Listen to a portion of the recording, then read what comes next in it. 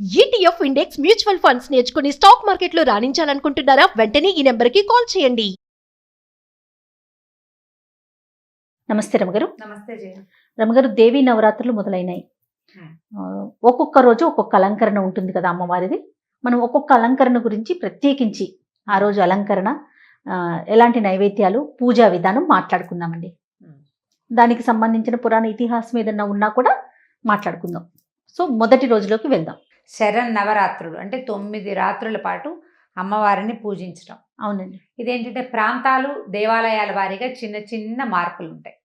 అమ్మవారికి మనం సాధారణంగా ఏం చెప్తాం, దశ మహావిద్యలు అమ్మవారివి, నవదుర్గా స్వరూపాలు అమ్మవారివి. అవి కాకుండా ఆమె ఎన్నో స్వరూపాలలో మనకి కనపడుతుంది. ఇప్పుడు అమ్మవారి యొక్క అంటే ఆదిశక్తి నుంచి 3 త్రిమాతలు వచ్చారని, మహాకాళి, మహాలక్ష్మి, మహాసరస్వతి స్వరూపాలు బయలువెళ్ళాయని, వీళ్ళు ముగ్గురు కూడా రకరకాల అవసరాన్ని బట్టి, ఆ సమయంలో వచ్చినటువంటి విపత్కర పరిస్థితులను బట్టి దుష్ట శిక్షణ, శిష్టరక్షణ కోసం రకరకాల స్వరూపాలు తీసుకున్నారు.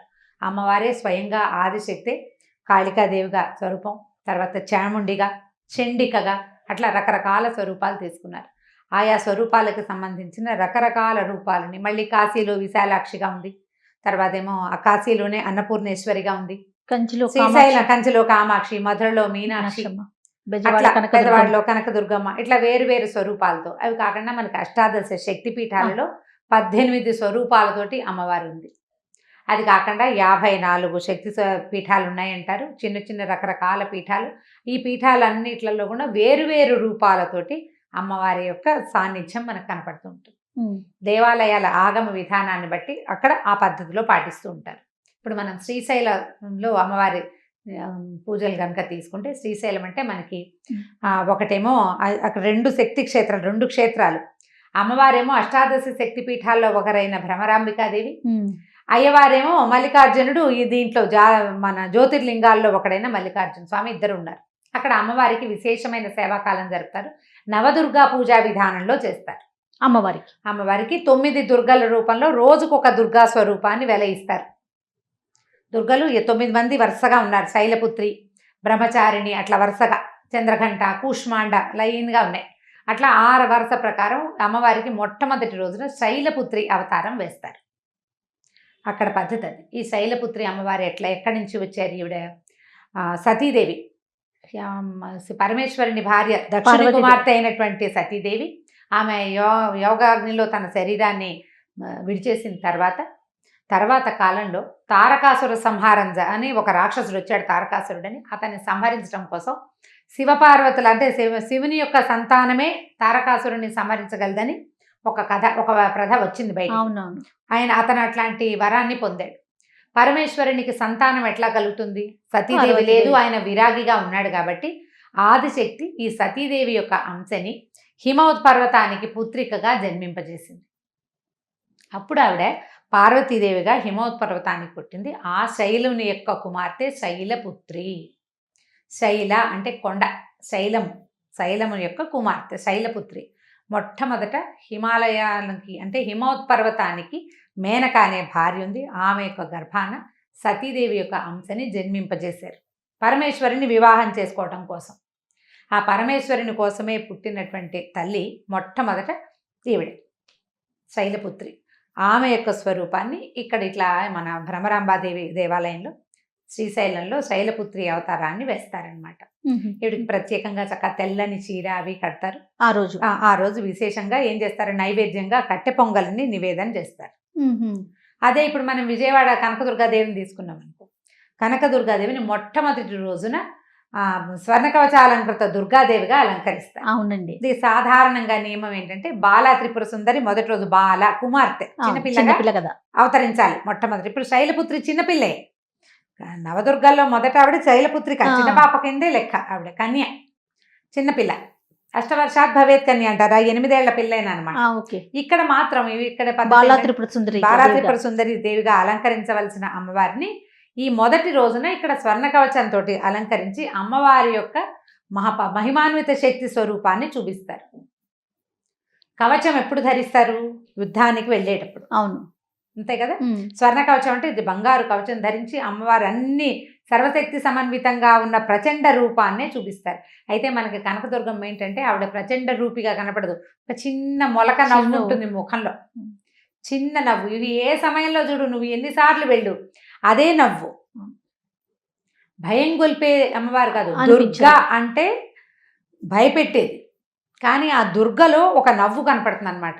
నీకోసమే నేను ఈ రూపాన్ని ధరించాననే అభయం ఇస్తున్న లాంటి నవ్వు. ఆమెకి ఈ స్వర్ణ కవచాన్ని ధరింపచేస్తారు. స్వర్ణ కవచాలంకృత దుర్గనే తొలి వేషంగా, తొలి అవతారంగా ఈ రోజున మొట్టమొదటి ఆ స్వరూపంలో చూపిస్తారనమాట. సాధారణంగా అందరూ పూజలు చేసుకునే మామూలు ప్రజలంతా కూడా మొదటి రోజు బాలా త్రిపుర సుందరిని, త్రిపుర సుందరి కాదు, బాలా త్రిపుర చిన్న పాప అనమాట. ఈ మొదటి రోజున బాలికలని అర్చించడం మన సాంప్రదాయం. బాలిక అంటే 2 నుంచి 9 సంవత్సరాల లోపల కన్యలని, ఎవరినైనా ఒక పిల్లని లేదా 9 మంది కన్యల్ని అయినా అర్చించవచ్చు. మొదటి రోజు ఒక కన్యకి బొట్టు, కాటిక, పసుపు అన్ని పెట్టి ఆమెని అమ్మవారి స్వరూపంగా భావించి బాలా స్వరూపంగా అమ్మవారిని భావించడం, ఆమెకి భోజనం పెట్టి తర్వాత వస్త్రాధికాలు ఇవ్వడం మన సాంప్రదాయం. పద్ధతి ప్రకారం అట్లా చేసుకోగలిగితే. అయితే మనకి విజయవాడలో స్వర్ణ కవచాలంకృత దుర్గని వేస్తారు కదా, అమ్మవారికి కూడా ఈ పూట ఈ కట్టె పొంగలి అవి నివేదన చేస్తారు. ఇక్కడ కూడా అదే పంథా ఉంది. మనం ఇళ్లల్లో చేసుకునే వాళ్ళైతే కనుక మొదటి రోజున కొద్దిగా పులగము, కట్టె పొంగలి, పాయసము ఇట్లా ఏదైనా సరే ఒక పదార్థాన్ని చేసుకుని అన్నంతో నివేదన చేసుకోవాలి. బాలికకి 2 ఏళ్ల లోపల పసిబిడ్డకి కాదు, ఆ బాల మనకి ఎట్లా ఉండాలంటే ఒక ముద్ద అన్నం పెడితే అది తీసి నోట్లో పెట్టుకునేంత పిల్ల కావాలి మనకి. అన్నం తీసిన అన్న కింద పెట్టిన అన్నాన్ని నోట్లో పెట్టుకుంటే మనకి ఫలితం బాగుంటుంది అనిపిస్తుంది. పిల్ల అన్నం తిందనుకోండి, మనం ఏదో ఒక పాపకి తెచ్చి పూజ చేసాము, పాదాలకు పసుపు రాసాం, చక్కగా పారణ పెట్టాం, బొట్టు పెట్టాం, బుగ్గనో చుక్క పెట్టాం, చిన్న చిటి పిల్లకుంటే దానికి జల్లో 2 పువ్వులు పెట్టాం, సరదాగా బాగుంది, చక్కగా పూజ చేసుకుని మనకు సంతోషంగా ఉంటుంది. ఒక ముద్ద కూడా అన్నం పెట్టలేకపోతాం, మనకు సంతోషం తీరదు, మనసు తీరదు. అన్నం తినే రకం వయసు ఉన్న పిల్లని పెట్టుకోవాలి. మళ్ళీ ఈ ఏడాది పెరిగితే ఒక్కొక్క వయసు పాపకి ఒక్కొక్క పేరు కూడా ఉంటుంది. ఈ బాల దగ్గర నుంచి 9 ఏళ్ళ దాకా, 9 నిండిన పిల్లలు పనికిరారు. 9వ సంవత్సరం వస్తే ఇంకా ఆపేస్తారనమాట. ఆ వయసు వరకు పైగా ఇది చేసుకునేటప్పుడు, ఈ బాల పూజ చేసేటప్పుడు కుల నియమం లేదు. బ్రాహ్మణ కన్య కావాలని, ఇంకో కన్య కావాలని నియమం లేదు. ఈవెన్ బ్రాహ్మణులకు కూడా ఉండదు. ఎవరినైనా సరే, ఎవరికైనా సరే బాలకి నియమం లేదు. సువాసిని పూజకి మాత్రం కొంత నియమాలు ఉంటాయి, ఎవరి పద్ధతి ప్రకారం వాళ్ళు చేసుకోవచ్చు. సువాసిని పూజ అంటే విశేషంగా ఇట్లా పూజ చేయకపోయినా మన వాకిట్లోకి వచ్చిన ఏ ముత్తైదుకైనా సరే బొట్టు పెట్టి ఒక పండు ఫలం చేతిలో పెట్టండి. ఆమెని అమ్మవారిగా, లలితా పరమేశ్వరిగా భావించి నమస్కారం చేసుకోండి. వయసు నియమం కూడా లేదు. చిన్నవాళ్ళు పెద్దవాళ్ళు దండం పెట్టకూడదు, ఆ నియమం కూడా ఈ రోజుల్లో ఉండదు. చిన్న పిల్లలకైనా అమ్మవారిగా భావించి మనం నమస్కారం చేసుకోవచ్చు. ఎట్లా నోవుల్లో చేస్తాం కదా, అట్లా ఈ 9 రోజులు ఇలా చేయొచ్చు. మొదటి రోజున మాత్రం బాలా స్వరూపమే మొట్టమొదటి పూజ. అక్కడ శైలపుత్రి, ఇక్కడ స్వర్ణ కవచాలంకృత దుర్గని వేస్తారు. అయితే మనం మామూలుగా చూడు, ఈ కార్తీక మాసంలో కార్తీక పురాణం చెప్పుకుంటాం, అవునండి. మాఘ మాసంలో మాఘ పురాణం చెప్పుకుంటాం. తర్వాత మార్గశిరంలో ఏమో అప్పుడు కూడా మనం తిరుపావై లాంటివో భాగవత కథ చెప్పుకుంటాం. ఇప్పుడు మరి అమ్మవారి సాన్నిధ్యం ఉండే రోజులు కదా, అందుకని ఏం చేద్దామంటే మనం దేవి భాగవతం నుంచి రోజుకొక కథ చెప్పుకుందాం. తప్పకుండా అండి. అది ఈ అవతారంతో సంబంధమే ఉండక్కర్లేదు. భాగవత కథ, దేవి భాగవతంలో ఇచ్చే కథ. ఎవరి దగ్గరైనా దేవి భాగవతాలు ఉంటే చదువుకోవచ్చు ఈ 10 రోజులు. చాలా చోట్ల చండీ పారాయణం చేస్తారు, సప్తశతి పారాయణ చేస్తారు, రకరకాల లలితా శాస్త్రం చదువుకుంటారు. ఎవరి శక్తి అనుసారం వాళ్ళు. మనము ప్రేక్షకులకి అందించే కానుక ఏంటంటే ఈ దసరా 9 రోజులు రోజుకొక అమ్మవారి సాన్నిధ్యాన్ని తెలియజేసేటువంటి ఒక కథని చెప్తాం. తప్పకుండా రమ్మగారు. ఒకసారట సూత మహాముని ఆయన శిష్యులు అడిగారు. మనం ఇట్లా పురాణాలు అనగానే సూత మహాముని శిష్యులు వస్తారు అంతే. అమ్మవారి కథ భాగవతం అంటే ఏమిటి, దేవి భాగవతంలో ఒక ప్రత్యేకమైన విషయం ఉంది కదా, అది అసలు ఎవరు ఎవరికి ఎప్పుడు చెప్పారో అడిగారట. సూత మహాముని శిష్యులకు చెప్తున్నాడు. ఒకసారట అగస్త్య మహర్షి, లోపాముద్ర ఆయన భార్య, వీళ్ళిద్దరూ కలిసి కైలాసానికి వెళ్ళారు. వెళ్తే పార్వతీ పరమేశ్వరుడు లేరు, కానీ కుమారస్వామి ఉన్నాడు. వీళ్ళు వెళ్ళి ఆయన దగ్గర కూర్చున్నారు. స్కందుడు అంటే 6 ముఖాలు కలిగిన వాడు, షణ్ముఖుడు కదా. అవును. 6 ముఖాలతోటి మహాప్రీతిగా మాట్లాడతారట ఆయన. ఎంత బాగుంటుందో వినడానికి. అయితే ఈ అగస్త్య మహర్షి, లోపాముద్ర ఆయన దగ్గర కూర్చుని, ఆయన అమ్మకి సంబంధించిన విషయాలు ఏమైనా చెప్పు, ఏదైనా మహత్తరమైన కథలు నీ దగ్గర నుంచి వినాలనుకుంటున్నాం అని అడిగితే అప్పుడు ఆయన ఏం చెప్పాడంటే, అమ్మ, దేవి భాగవతం అత్యద్భుతమైన కథనం. భగవతిని గురించి చెప్పే కథలే భాగవతం అంటే. ఆహా. భగవతి కథే భాగవతం. దేవి భాగవతపు కథలు అమోఘమైన కథలు ఉన్నాయి. అమ్మవారి గొప్పతనాన్ని చెప్పుకునే కథలు అన్నీ కాదన్నాడు. ఎన్నో కథలు ఉన్నాయి అంటే మాకు ఒక కథ చెప్పమని అడిగారు. అడిగితే అప్పుడు ఆయన ఒక కథ చెప్పాడట. ఈ చెప్పిన కథ ఏంటంటే, పూర్వం వైవస్వత మను వంశానికి చెందిన శ్రాద్ధదేవుడు అని ఒక రాజుగారు ఉండేవాడు. ఆయన భార్య పేరు శ్రద్ధ. వీళ్ళకి చాలా కాలం సంతానం కలగలేదట. కలకపోతే బాగా వాళ్ళ గురువుగారిని అడిగితే ఆయన ఏమన్నారు, పుత్రకామేష్టి చేసుకోమన్నారు. ఆయన కుమారుడు కోసం మొదలుపెట్టాడు. మొదలు పెడితే ఈ శ్రద్ధాదేవికి కుమార్తె కావాలని ఉంది. అయితే పూజ ఈ హోమం చేసే ఋత్విక్కి చెప్పింది పుత్రికా మంత్రం చదవమని. ఆయన పుత్రికా మంత్రం చదివాడు. తీరా అగ్నిహోత్రం నుంచి ఒక కుమార్తె జన్మించింది, ఇలా దేవి పేరుతోటి. ఈయన నిర్ఘాంతపోయాడు. ఇదేమిటి, నేను కొడుకు కావాలనుకుంటే కూతురు పుట్టింది అని. మళ్ళీ వశిష్ఠ మహర్షిని అడిగాడు, నాకు పుత్రుడు కావాలని కోరుకున్నాను, నన్ను పున్నామ నరక నుంచి రక్షిస్తాడని బాలిక జన్మించిందంటే అప్పుడు ఆయన, నీ భార్య ఇలా కోరింది కాబట్టి ఇట్లా జరిగింది, మంత్రం సవరిస్తాను, మళ్ళీ హోమం చేయమన్నాడు. మళ్ళా హోమం చేసేసరికల్లా ఈ ఇలాగా జన్మించిన బాలిక సుద్యుమ్నుడనే కుమారుడిగా మారిపోయింది. మగపిల్లవాడిగా మారింది, స్త్రీగా పుట్టి పురుషుడిగా మారింది. హోమం యజ్ఞం వల్ల మారింది. సుద్యుమ్నుడని పేరు పెట్టుకున్నారు. సరే, చాలా కాలం తల్లిదండ్రులతోటి ఉన్నాడు ఆయన. ఆయనకి వివాహం కూడా అయ్యింది. వివాహం అయిన తర్వాత ఒకనాడు సుద్యుమ్నుడు తన పరివారంతో కలిసి వేటకెళ్ళాడు.